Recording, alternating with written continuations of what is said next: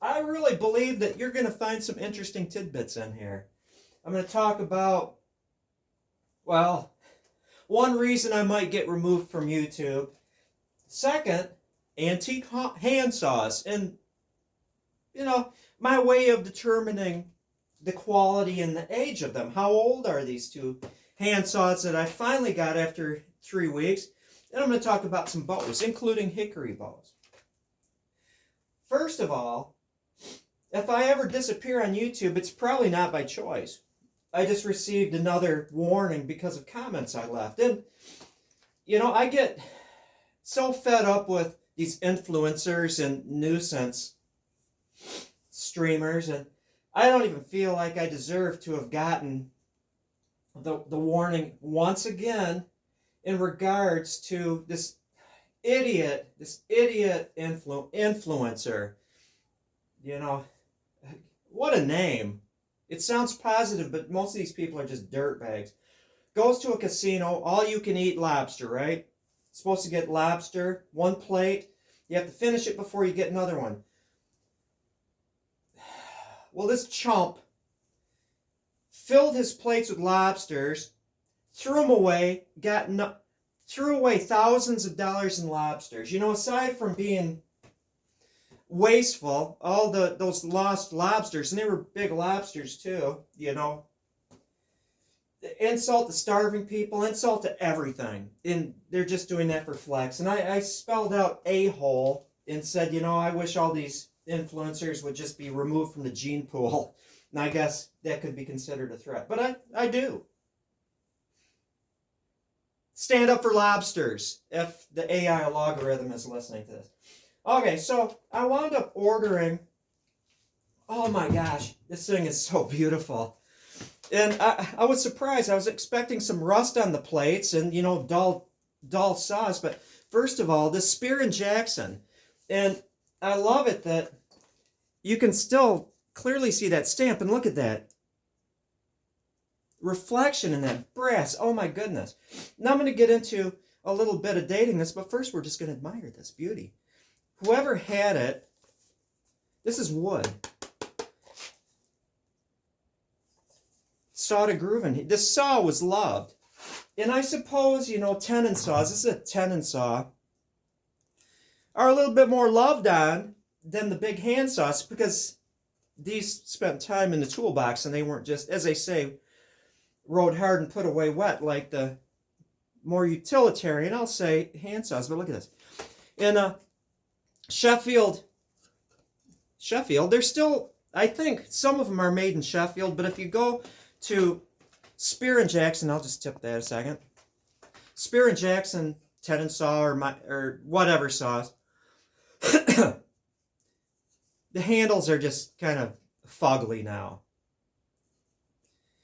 Is that progress to take something that was once produced beautifully and then it's just, plastic and all this other stuff? They're also made in China, Australia, and other places. It's the way of the world. But I can tell that this is one of the early ones. What detail, aside from, being just, it just feels awesome. And probably apple wood. And not chipped. This handle is not chipped. But this is a detail called a lamb's tongue. And from about 1900, I'm pretty sure that Spear and Jackson was prior to that. But in about 1900, they stopped doing that little detail right here. That, you see how that fits on there? They stopped doing that detail called the lamb's tongue, and then it just was kind of a more solid handle without that little thing here. So this is about, maybe it's just me. Maybe you get into it too, but oh my gosh. About 120 years old. And look at that beauty. And it's actually still sharp. Cutting right into that. Oh my goodness. Beauty. Let's set that gently right down there. The next one is Henry Diston. Came from England and set up shop. Saw making in the U.S. And one of his beasts, I'm going to compare this to this modern one that I used it. This is a pretty decent crosscut saw. And you can see the TPI, the tooth per inch, or the PPI, points per inch, in this. This is more of a crosscut saw. It works. But compare that to, I'm going to hide the handle. This rip saw with its widely spaced toothed pattern. I think this is 5 points per inch. I'm not sure. Don't quote me on that, but look at this handle. Oh, that beautiful apple wood. After World War II, so this is prior to World War II, they just used random hardwoods and they painted handles, lacquered. Okay. Now they produced this style of handle with the thumb hole because this is a rip saw. Rip saw, man saw. I'm going to rip some wood. They produced this style of handle from the 1870s, I believe, 1880s, all the way to 1950. Cutoff date, World War WW2, when they started using not applewood, but just random hardwoods and lacquered. So how do you date this saw, which in its form, with the hole here, up till 1950, spreading all the way back to the 1800s? How do you do that? Well, the medallion. They had different things. These medallions just look different throughout the ages. And there were certain periods. So I took this medallion, and let's see, I've got my lappity top here. And it's hard to see, it says Diston and Sons. Didn't always say and Sons. That narrows it down to a time period. But then at the bottom, which is, you know, this has been rotated, this says Philida. They didn't have room to fully spell out Philadelphia, and it doesn't say Phil. Got that? So I'm looking for Diston and Sons, Philida. I'm going to hang this thing back up here without tripping over the bow I'm going to talk about. Nope. Sorry, I'm not going to take time here. Diston and Sons, Philida. There it is. 1896 to 1917. This is also approximately 120 years old.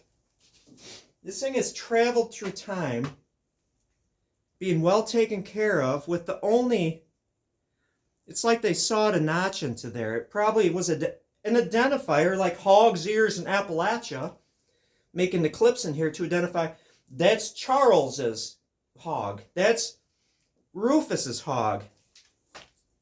That's what I suspect. Instead of like carving their name into the handle or writing it, they just made a notch. Little detective work. Well, let me hang these things up here. Again, without tripping over the bow. And I'll put this cover on later. I don't want anything to happen to this. Okay, so we discussed thus far, going into teaching mode, a recap. Reason why I might be kicked off of YouTube, I don't know. I've had these warnings forever. You know, we discussed dating your saws, Diston, and also the Spear and Jackson. Now let's talk about bows. And so I had this thing strung yesterday. I did some videos on it. This is like one of my favorite bow styles. I love it. It's very bowish. You know what I mean? Jelly Bean, going back in history, this is a bow. My version of a molar gay bed. It looks very primordial. And I've got From the Shadows of the Past Returns My Companion written on it. Not in English. But love this. User-friendly, reliable, fast because of the needle tips. It's a great bow design. Well, I'm going to do it in hickory. So when I go for a higher weight bow, you can handle it. Don't even necessarily need to back it. Although, let's just discuss backing. Protects the bow, allows you to paint nicely on it. It's a nice covering. It adds some weight. But with this, the weight is basically down here and not in extreme tippy tips. And I could even do it so, because it's more or less a non-bending tip, it can bend a little when I make a heavyweight bow, but I could cut off the rawhide right here, leave the weight of the tips untouched. So I get the benefit of painting, and it's cool, the contrast between rawhide and the tips, and do like really be a wrap right here. It's a nice technique. So I might do it on this next bow, just because I can. Set that back on the rack. But the design in red oak added some wood to the width, you know, to give it a more stability when I go to higher weights. Hickory, not so much. So I wound up taking my template. What the heck is that? Oh, just some stuff that settled on there. And I flattened it. I removed that. And the fingertips represent width. And I have been refining the face. And by face, I mean the edges along here. So they are now flawless. And what I like to do is I'm going to grab this. Look at, I can find things in my workshop. I clamped, this is not very sturdy on here, but it's okay for demonstration purposes. I clamped, yeah, you can see that. This is my long, super flat, because it's an I-beam, super flat sanding block. And so I just do my lines, rough it out, and then this allows me to actually, you know, get a nice perfectly flat surface along here. And also, you can't see it, but picture there's sandpaper, sandpaper, sandpaper, and then the wood, where I cut off the sandpaper, so it's just wooden sandpaper. And if you can imagine, so I don't want to tip that because it might fall off. Taking these tips that are perfectly straight, and if I need to get just the end of it, this is riding along the wood and this is hitting the sandpaper, so that allows me to do this. Or I can just flip it around where it's sandpaper all to the edge, all the way to the end, you know, for sanding these things. This right here is curved. This is actually like a curve right here, so I wouldn't use it there. And then a sanding block, of course, for all this stuff after I rough shape it. But yeah, currently, I'm rounding the end. And my basic tool for rounding is, I'm doing it to, I've got the 10-inch, I've got the 8-inch, diameters, not radius, 6-inch, 5-inch. I'm using the 8-inch. And how I do that is just simply, it's done to here, I need to work out here, scraping it. I like using scrapers. I was using also this, which is a nice tool, that works too, or a scraper. I'm not going to use a rasp, because if I use the rasp, that would doom me to rawhide backing it, because I probably wouldn't get a perfectly smooth surface there. There might be a little divot or two that would be corrected by the rawhide, but I like the scrapers and the spoke shave here. And then I shall follow that up with, this is an 8-inch sanding block. I need to get new sandpaper for here. I'm going to go with silica carbide, and not like the Gator, the cheap green Gator here. I'll use silica carbide. It's a better grade of sandpaper. And I could just use this, you know, to get that 8-inch. Now you're asking me, how did I produce this? Simple. I put my dado, a single dado blade, on my table saw, set up a fence, and just raising the blade a little bit at a time, just ran this crosswise on my table saw. I could certainly get a trim saw, which has, I think, like a 6-inch diameter wheel. I'd have to go to a machine shop and drill out the hole for the arbor for my table saw. Or I could get a trim saw, which I can't find. I've got one somewhere in this world of ours. And build a table saw base for it. And then, you know, like a router table type of thing. But I don't know. This is good enough. I could certainly, what I'm going to do, because I need to remove some of that wood from there beyond just rounding. Round this, and then scribe the edges, and then round it some more. just to eliminate more wood from the whole situation. That again is nice. Let me grab my pen. This is the last bit I'm going to talk about. Gosh, allergies. That could be why, I'm fatigued all the time. I'm going to draw several things here. I'm going to draw a rectangle. That's the wood. Then I'm going to draw a rounded top. Okay. Compression. Tension.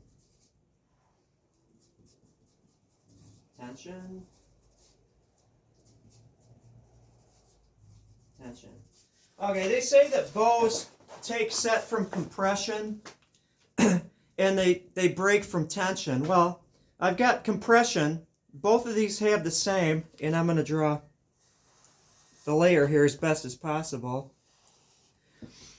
This bottom layer, let's say that is the wood and it goes in a bit, maybe to the neutral plane to some degree, which is that plane where tension meets compression and nothing is happening. I've got the same amount of wood that can stand the compression, so I'm not losing anything as far as string follow goes on this one. The rounding, the tension layer in this perfectly rectangular one, a lot of wood under tension, a lot of wood to support tension. Here, there's less. See, when you round it, there's less wood under tension, which woods vary how much tension they can survive and how much compression, the crunch factor. Hickory is good under tension. A lot of woods are tension strong, really, until they're not. And so by rounding it, I'm concentrating the tension, removing excess wood, removing excess weight, making the bow a little more efficient, by stressing it more. It's always been my thought, my hypothesis, that the closer you get to breaking without breaking it or causing damage, the more efficient the bow will be. You're stressing it more. It's not lazy. It's working hard over being lazy. And especially when you sinew back, you can have highly crowned bows. And from what I've seen, because I'll do both ways, as a board bow maker, I'm able to experiment a little bit more than a stave bow maker is. Both are experimentors to high degrees, but I think being a board bow maker, you're eliminating a lot of the variables, the variability in wood, because I can take wood and create different shapes from it, starting from a homogeneous, very similar substance. You can make 2 bows, 3 bows, 4 bows side by side out of the same piece of wood. You can compare how they operate depending on the grain orientation, flat sawn, rift sawn, quarter sawn. And you can literally, it's obvious, you can't disagree with this, you can take a wide board that has quarter sawn on the edges to rift to flat sawn in the center, make exact same bows out of them, except for the grain pattern, and compare how they operate. And I've always felt that the snappiest bows are the ones that are rift sawn. They're a little more snappy than the flat sawn bows. And I've seen that numerous times, making bows side by side, similar, same bows, just different grain patterns. And I've also found that bows that have been thickened a little bit and rounded to get the same draw weight as a rectangular, those are superior bows too. With stave bows, from small staves especially, you get flat sawn, which isn't the best, but it's great.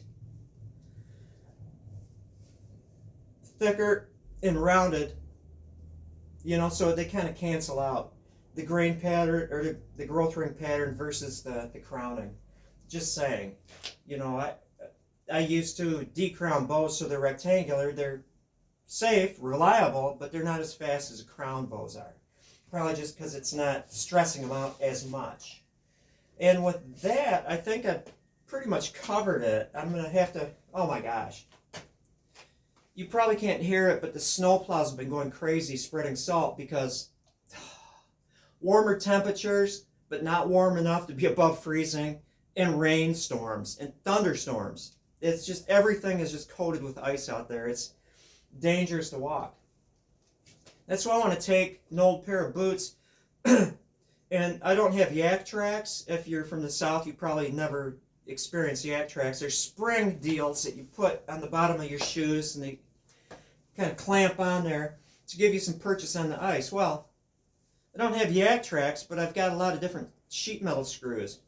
When I buy sandpaper, I might buy little hex heads and screw them into the soles of my boots so I can walk on ice without like breaking a wrist. Which reminds me of the time when I was young, dumb, and full of spit and vinegar. I changed that to be family friendly. I took one of my Pentons, I think it was a Penton 175, and there was ice storms, right? And I took sheet metal screws, the hex heads, which aren't as good as the spikes. I'm blanking here on the true word of these things. And drove them into the knobbies of my Penton, right? And then went off on a day after ice storms to get police to chase me. And it was fun. It was funny because the cop cars could nowhere keep up with a fast dirt bike, you know, with sheet metal screws in the knobbies. It was like ice racing on the roads. It was fun. Showed up at a store and bought a 6-pack of beer, and the guy's, "You rode a motorcycle here?" And it's like, yeah, couldn't drive my car. Well, now I'm done. Have a good one. Thank you for watching, and hopefully you got some useful information out of here. Not the least of which is you need antique handsaws. And again, you can file the teeth easily to sharpen them. Create the superior saw.